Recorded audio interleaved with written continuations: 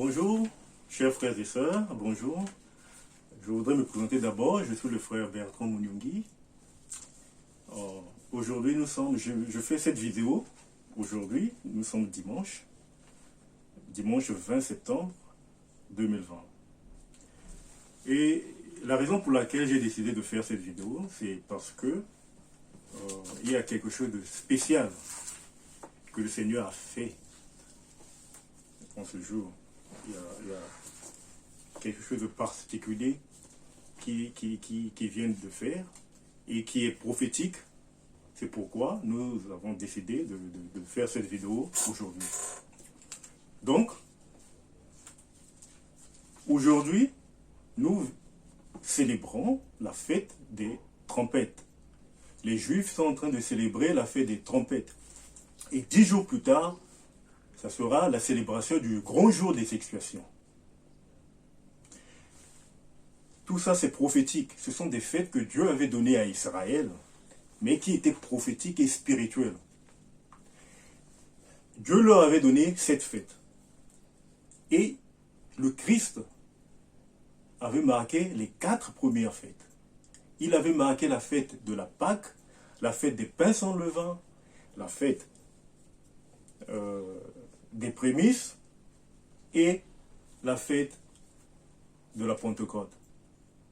C'est seulement aujourd'hui qui vient de marquer la fête des trompettes. Pourquoi? Parce que la 7e trompette, la 7e trompette qui est en train de faire entendre sa voix aujourd'hui. Donc c'est aujourd'hui que Dieu officiellement a marqué la fête des trompettes. Et c'est 10 jours plus tard qu'il marquera le grand jour des expiations. Le grand jour des expiations n'avait jamais été marqué par Dieu. Le Christ n'avait jamais marqué la fête des trompettes. Ni la fête des trompettes, ni le grand jour des expiations. Et après cela, il marquera la fête des tabernacles. Ce qui nous intéresse aujourd'hui, c'est la fête des trompettes que les Juifs sont en train de célébrer aujourd'hui. Ils avaient commencé la célébration hier, ils finissent aujourd'hui. Maintenant, pourquoi c'est seulement aujourd'hui? Qu'est-ce qui prouve que c'est seulement aujourd'hui que le Christ a marqué la fête des trompettes? C'est ce que nous allons démontrer rapidement dans ce livre. D'abord, allons-y dans le livre de Lévitique pour voir la relation, pour voir un peu ce que Dieu avait dit au sujet de la fête des trompettes et de la fête et le jour des expiations. Je vais lire ça rapidement dans Lévitique 23. 23, chapitre 23, verset 23 à 25. Dieu dit, l'Éternel parla à Moïse et dit, parle aux enfants d'Israël et dit, le 7e mois, le premier jour du mois, vous aurez un jour de repos, publié au son des trompettes, et une sainte convocation. Vous ne ferez aucune œuvre servile. Et vous offrirez à l'Éternel des sacrifices consumés par le feu. Ça, c'est la fête des trompettes. Et Dieu ajouta concernant la fête concernant le jour des expiations, il dit à Moïse, le 10e jour de ce 7e mois, ce sera le jour des expiations. Vous aurez une sainte convocation. Vous humilierez vos âmes et vous offrirez à l'Éternel des sacrifices consumés par le feu. Vous ne ferez aucun ouvrage ce jour-là, car c'est le jour des expiations, où doit être faite pour vous l'expiation devant l'Éternel, votre Dieu. Toute personne qui ne s'humiliera pas ce jour-là sera retranchée de son peuple. Toute personne qui fera ce jour-là un ouvrage quelconque, je la détruirai du milieu de son peuple. Vous ne ferez aucun ouvrage. C'est une loi perpétuelle pour vos descendants dans tous les lieux où vous habiterez. Ce sera pour vous un sabbat, un jour de repos, et vous humilierez vos âmes. Dès le soir du 9e jour jusqu'au soir suivant, vous célébrerez votre sabbat. Donc, chers frères et sœurs, comme vous voyez vous-même, comme vous pouvez le voir vous-même, le jour des expiations venait 10 jours après la célébration de la fête des trompettes. Et ce mystère-là, le sens prophétique de ces deux fêtes-là, nous est clairement expliqué dans le livre de l'Apocalypse. Nous lisons cela dans l'Apocalypse 11. Lorsque Dieu va marquer ces deux fêtes, lorsque le Christ va les marquer, observez comment le livre de l'Apocalypse nous explique comment ces fêtes-là seront marquées.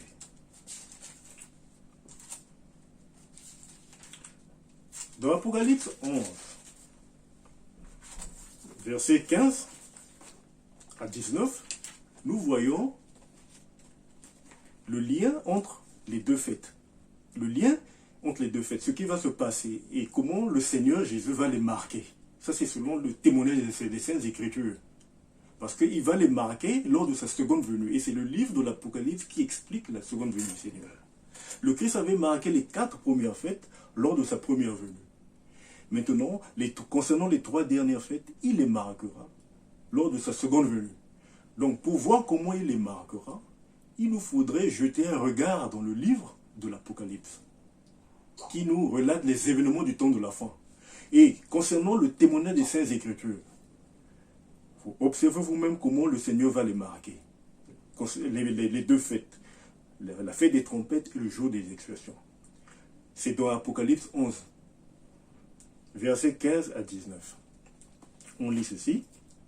Le 7e ange sonna de la trompette, et eut dans le ciel de fortes voix qui disaient, le royaume du monde est remis à notre Seigneur et à son Christ, et il régnera au siècle des siècles. Et les 24 vieillards, qui étaient assis devant Dieu sur leur trône, se prosternèrent sur leur face et ils adorèrent Dieu, en disant, nous te rendons grâce,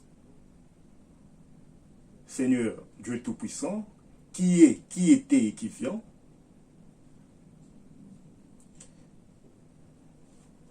qui est et qui était, de ce que tu as saisi ta grande puissance et pris possession de ton règne. Les nations se sont irritées et ta colère est venue, et le temps est venu de juger les morts, de récompenser tes serviteurs les prophètes, les saints et ceux qui craignent ton nom, les petits et les grands, et de détruire ceux qui détruisent la terre.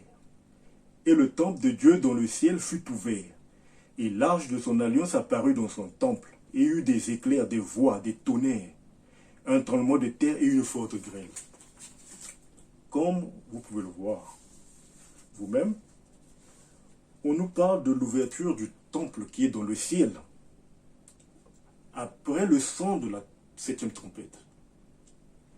On nous explique que après le son de la 7e trompette, dans le ciel, quelque chose va se passer. C'est le lieu très saint du temple qui va s'ouvrir. Pourquoi c'est le lieu très saint du temple qui va s'ouvrir?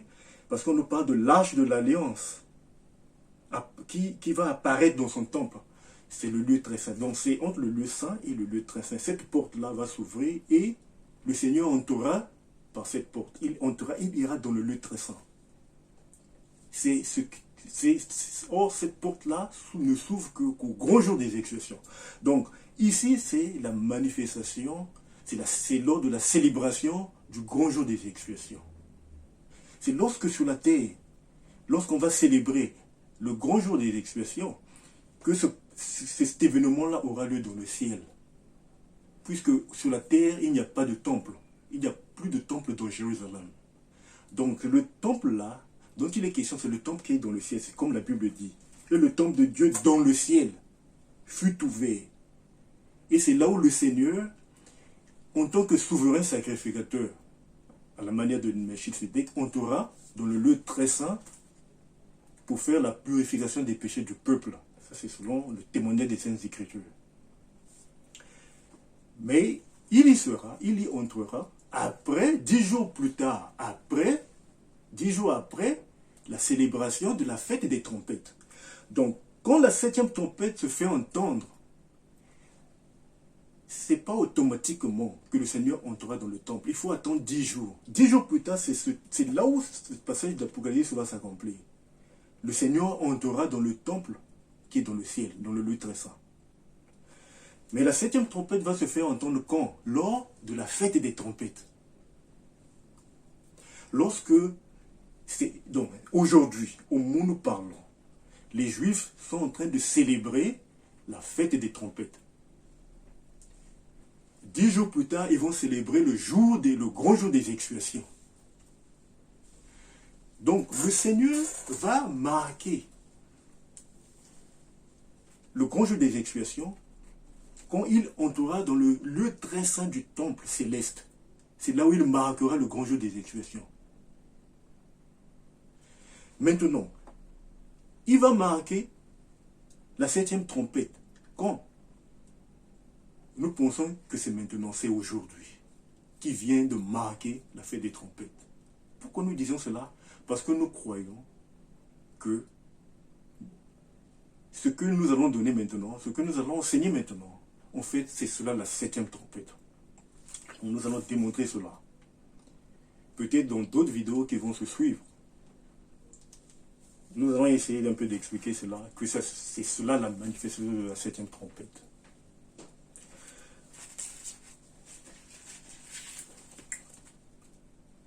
Pour éclaircir un peu ce sujet, allons un peu dans le livre de Malachie. Malachie chapitre 3. Parce que Malachie parle de la même chose, du même mystère. Malachie, dans le livre de Malachie, nous lisons dans Malachie chapitre 3, verset 1. Malachie nous dit ceci.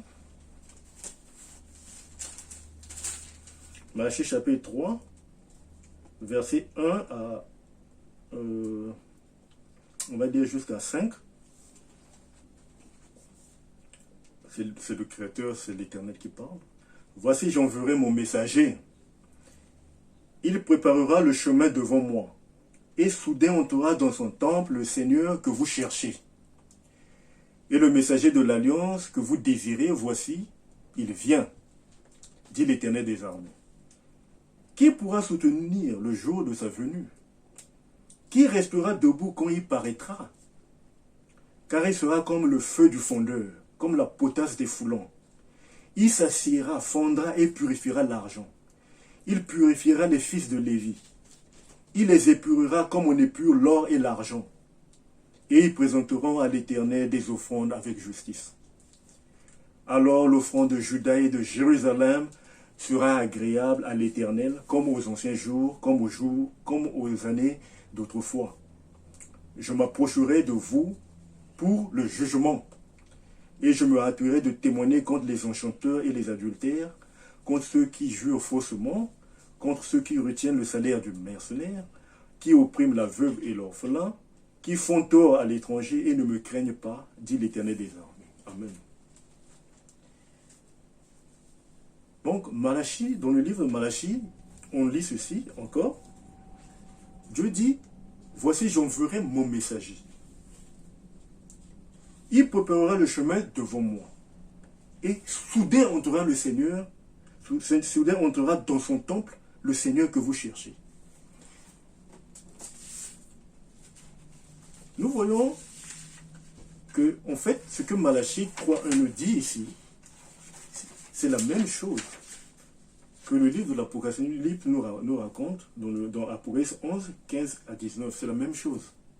La septième trompette va d'abord se faire entendre. On va d'abord sonner la septième trompette. Et après, le Seigneur entre dans son temple.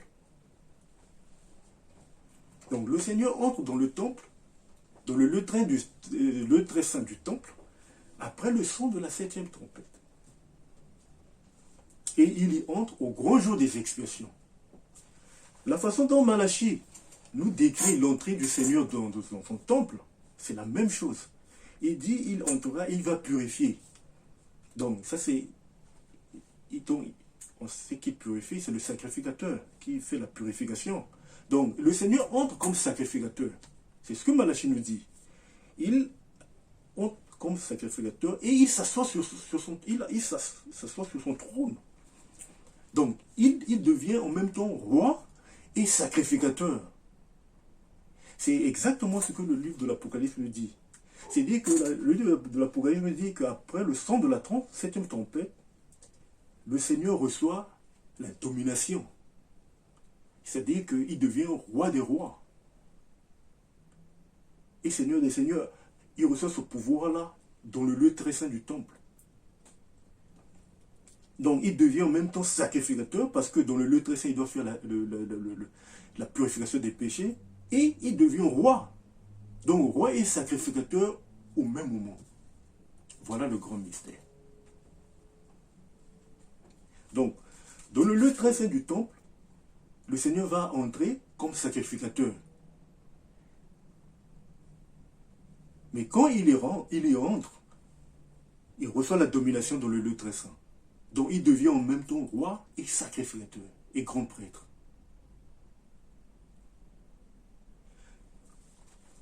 Et quand il sort du temple, c'est pour le jugement. Et Malachie dit, je m'approcherai de vous pour le jugement. Il faudrait faire remarquer que d'abord le Seigneur Jésus-Christ, au jour de sa chair, avait attribué à Jean l'accomplissement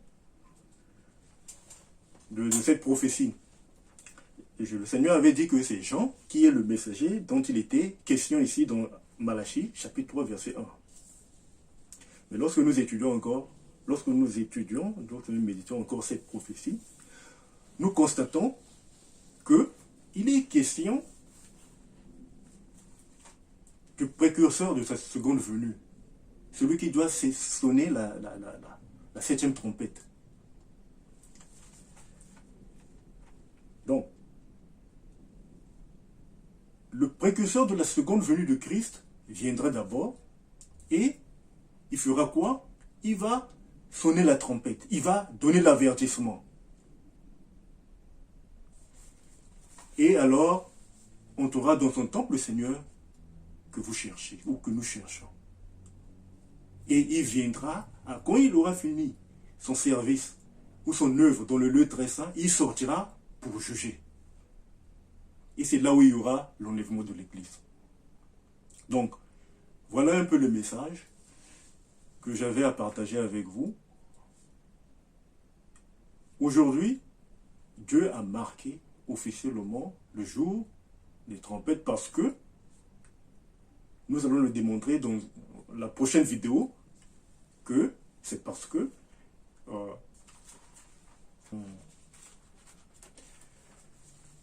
donc nous vivons dans la période, dans l'ère de la célébration de la fête des trompettes. Et pourquoi nous disons que Dieu a marqué cette fête aujourd'hui? Nous allons le démontrer avec la Bible à l'appui. Donc, la célébration de la fête des trompettes en Israël annonçait la venue du Messie. Ça annonçait, c'était la préparation pour sa venue. Voilà le sens prophétique de la septième trompette. La septième trompette vient pour préparer le peuple de Dieu pour la venue du Messie. Le Seigneur n'avait jamais marqué cette fête depuis qu'il était reparti au ciel. C'est maintenant qu'il a marqué cette fête. Nous allons le démontrer. Dans le livre de l'Apocalypse, il nous est dit que la préparation pour la venue du Messie est faite par un ange portant avec lui l'évangile éternel. Donc nous allons lire rapidement Apocalypse 14, 6 à 7. Selon la Bible, l'approche du jugement, la préparation du peuple de Dieu pour la deuxième venue du Seigneur est faite à travers la prédication de l'évangile éternel. On va lire ça. Apocalypse 14, 6 à 7.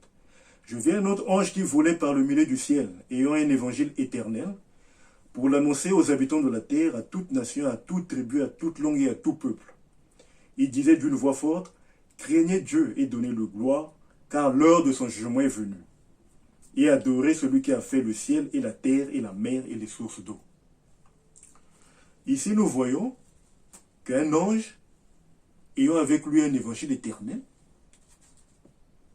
un ange en train de demander aux hommes, aux nations, aux habitants de la terre, de se préparer pour la venue du Messie. Parce que l'heure du jugement était arrivée. Donc, en d'autres termes, je vais expliquer qu'est-ce qu'un évangile éternel. L'évangile éternel, ici, c'est l'évangile qui demande aux hommes d'adorer le Créateur et qui révèle l'approche du jugement. Donc, ça demande aux hommes de se préparer pour la venue du Seigneur. Et l'évangile là exalte le Créateur. L'évangile éternel élève le Créateur, exalte le Créateur, célèbre le Créateur et son œuvre. Comme on peut le voir, il est très clair que l'évangile, cet évangile éternel, était un message en fait que Dieu avait caché et qui devrait être révélé seulement au temps de la fin, lors de la sonnerie de la 7e trompette. Voilà l'évangile éternel. L'évangile éternel qui élève le Créateur, qui exalte le Créateur, qui glorifie le Créateur, c'est quoi? C'est son œuvre de la création. Voilà la révélation. Donc l'évangile éternel qui est mentionné dans Apocalypse 14, 6, 7 n'est autre que son œuvre de la création. Je sais que beaucoup de prédications ont été faites sur l'évangile éternel, mais ici, qu'est-ce qui glorifie le Créateur si ce n'est son œuvre de la création? Qu'est-ce qui est l'évangile du Créateur si ce n'est son œuvre de la création? Donc, l'évangile éternel, c'est l'œuvre de la création. Voilà. Lorsque nous lisons le livre des prophéties d'Ésaïe, Ésaïe avait annoncé qu'il y aurait la manifestation de deux voix tout juste avant la venue du Seigneur. Il a parlé, nous allons lire ça rapidement, dans Ésaïe 40, 3 à 5, et Ésaïe 40, 6 à 11. Donc deux voix, pas une, mais deux. Dans Ésaïe 40, 3 à 5, nous lisons ceci. Une voix crie: préparez au désert le chemin de l'Éternel, aplanissez dans les lieux arides une route pour notre Dieu, que toute vallée soit exaucée, que toute montagne et toute colline soient abaissées, que les coteaux se changent en plaine et les défilés étroits en vallons. Alors la gloire de l'Éternel sera révélée et au même instant toute chair la verra, car la bouche de l'Éternel a parlé. Cette prophétie-là s'était accomplie en Jean-Baptiste. Parce qu'il était la voix qui avait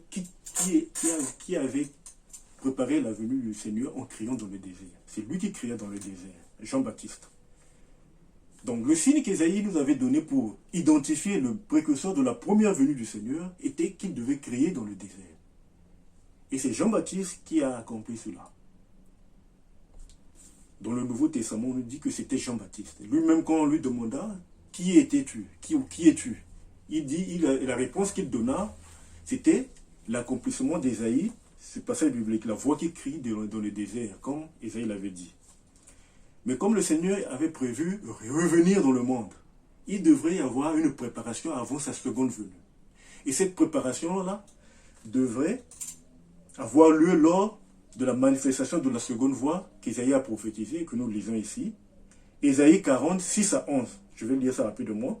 Une voix dit « Crie » et il répond « Que crierai-je » Toute chair est comme l'herbe et tout son éclat comme la fleur des champs. L'herbe sèche, la fleur tombe quand le vent de l'Éternel souffle dessus. Certainement le peuple est comme l'herbe.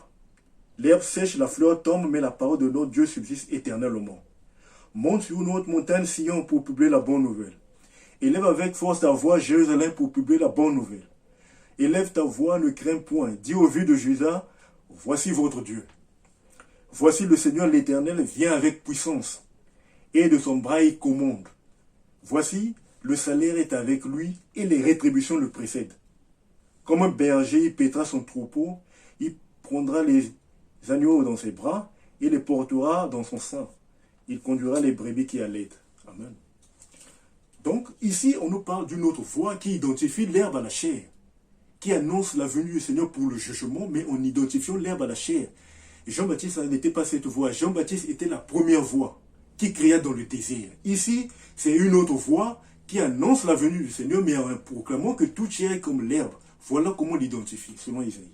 De la même manière qu'on avait pu identifier Jean-Baptiste comme étant le précurseur de la première venue de Christ parce qu'il cria dans le désert. De même, et selon Isaïe, le précurseur de la deuxième venue de Christ sera identifié lorsqu'il sera facilement identifié, lorsqu'il comparera l'herbe à la chair en annonçant la venue du Seigneur pour le jugement. Donc nous allons lire, nous avons dit que l'évangile éternel, c'est l'œuvre de la création. L'évangile qui exalte le Créateur, qui glorifie le Créateur, c'est l'œuvre de la création. Maintenant, que nous dit l'œuvre de la création? L'œuvre de la création nous dit ceci. Nous vivons que Dieu avait créé le monde, l'univers, en 6 jours et il s'était reposé le 7e jour. Or, Dieu est en train de créer les nouveaux cieux et la nouvelle terre par le même évangile qui est son œuvre de la création.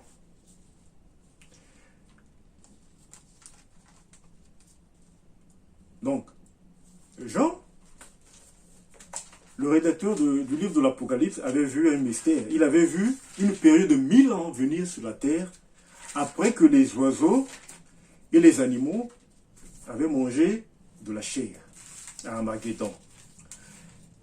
Voici la venue du Seigneur comme Jean l'avait décrite dans le livre de l'Apocalypse. Il dit ceci, il avait vu un mystère, qu'il y avait une période, qui avait une période de 1000 ans, qui venir sur la terre après la guerre d'Armageddon. Il décrit cela comme ceci. Puis je vis le ciel ouvert, et voici parut un cheval blanc. Celui qui le montait s'appelle fidèle et véritable, et il juge et combat avec justice. Ses yeux étaient comme une flamme de feu, sur sa tête étaient plusieurs diadèmes. Il avait un nom écrit que personne ne connaît, si ce n'est lui-même. Et il était revêtu d'un vêtement teint de sang, son nom est la parole de Dieu. Les armées qui sont dans le ciel le suivaient sur des chevaux blancs revêtus d'un fin lin, blanc pur. De sa bouche sortait une épée aiguë pour frapper les nations. Il les péta avec une verge de fer, et il foulera la cuve du vin de l'ardente colère du Dieu Tout-Puissant. Il avait sur son vêtement et sur sa cuisse un nom écrit, Roi des rois et Seigneur des seigneurs. Et je vis un ange qui se tenait dans le ciel. Il cria d'une voix forte, disant à tous les oiseaux qui volaient par le milieu du ciel, venez, rassemblez-vous pour le grand festin de Dieu, afin de manger la chair des rois, la chair des chefs militaires, la chair des puissants, la chair des chevaux, et de ceux qui les montent, la chair de tous, libres et esclaves, petits et grands. Et je vis la bête et les rois de la terre, et leurs armées rassemblées, pour faire la guerre à celui qui était assis sur le cheval et à son armée. Et la bête fut prise, et avec elle le faux prophète, qui avait fait devant elle les prodiges par lesquels il avait séduit ceux qui avaient pris la marque de la bête et adoré son image. Ils furent tous les deux jetés vivants dans l'étang ardent de feu et de soufre. Et les autres furent tués par l'épée qui sortait de la bouche de celui qui était assis sur le cheval. Et tous les oiseaux se rassasièrent de leur chair. Puis je vis descendre du ciel un ange qui avait la clé de l'abîme et une grande chaîne dans sa main. Il saisit le dragon, le serpent ancien qui est le diable et Satan, et il le lia pour 1000 ans.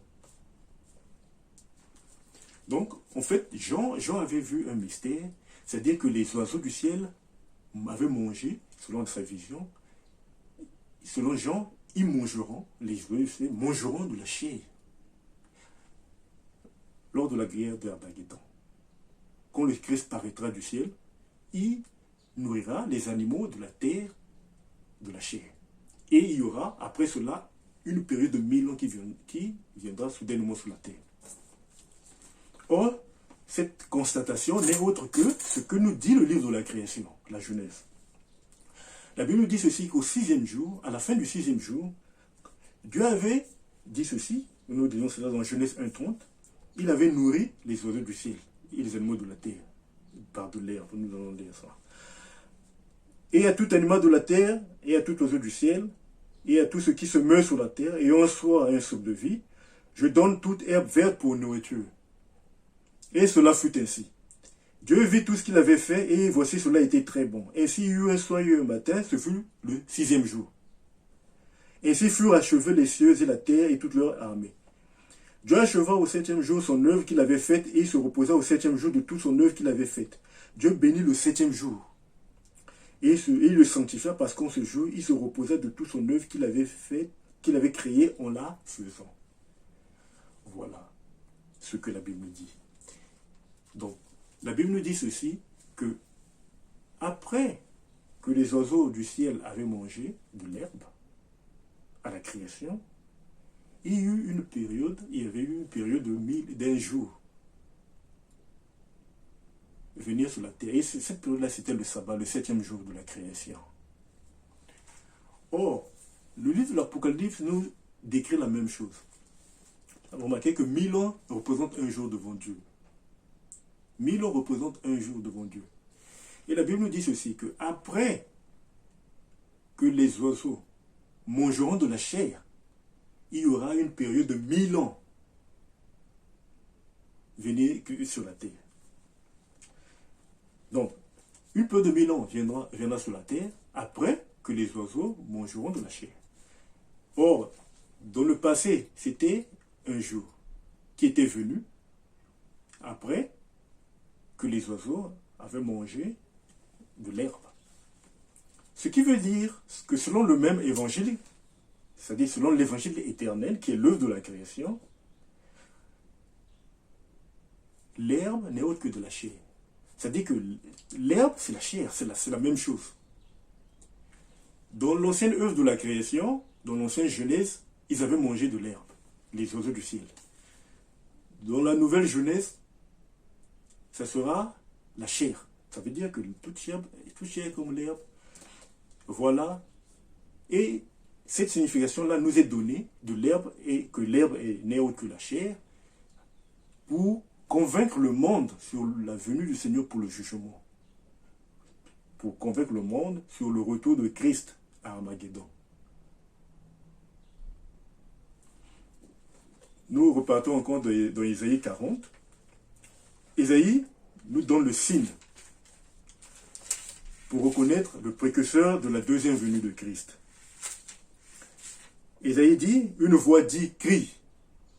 Et il répondit, que crierai-je? Toute chair est comme l'herbe. Toute chair est comme l'herbe. Voilà le problème.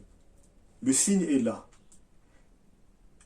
Cela veut dire que comme le signe est là, il faudrait comprendre qu'il y a donc, au moment où Dieu a accompli ou a marqué la fête des trompettes, il y a une voix que Dieu vient de mettre en scène, qui est en train d'identifier l'herbe à la chair. Voilà le message. C'est cela le message de la 7e trompette. C'est une partie du message de la 7e trompette. Donc, officiellement, le ministère de la 7e trompette